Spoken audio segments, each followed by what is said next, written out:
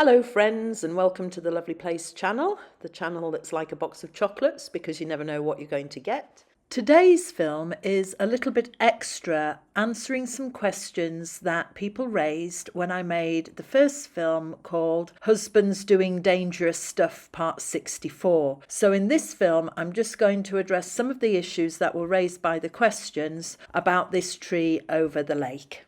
This part of the film shows you how the tree looked when it first fell over, with all the branches and all the roots. We've done the film where the branches were cut off, and then we'll finish up with a film about how we disposed of all the branches and how it looks when we've finished with everything. I made a video the other day called Husbands Doing Dangerous Stuff Part 64. It could have been part anything because my husband's always doing dangerous stuff. And it was about how he climbed along this tree to cut the branches off with a chainsaw over water.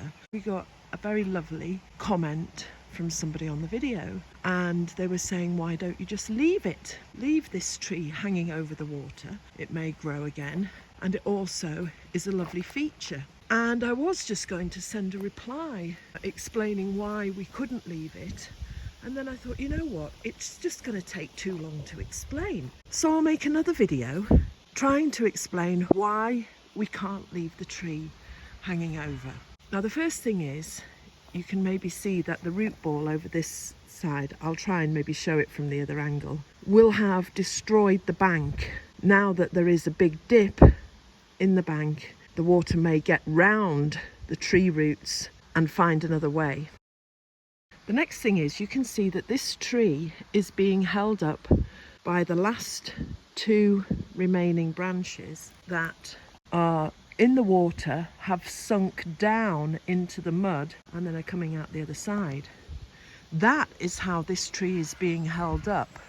It did actually push this one over, so it pushed this one over, but as you can see, it's not resting on this tree on this side.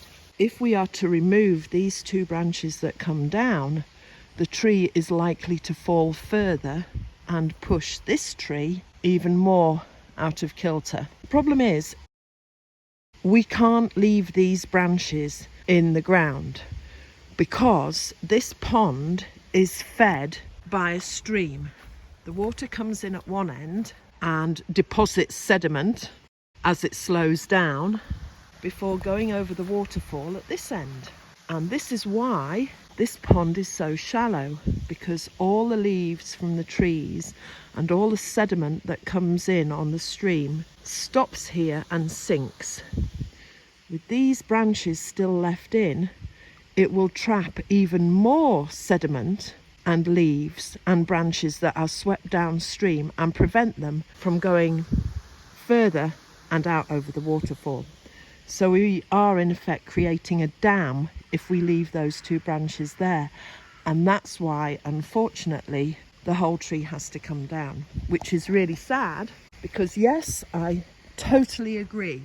A tree over the pond is a great feature, but unfortunately not practical. Anyway, I hope that answers your questions about this tree. Please do like and subscribe and comment on any of my videos. I'd love to get some feedback. I'm sure you've got plenty to say about my shooting and editing styles. Thanks very much. Bye for now.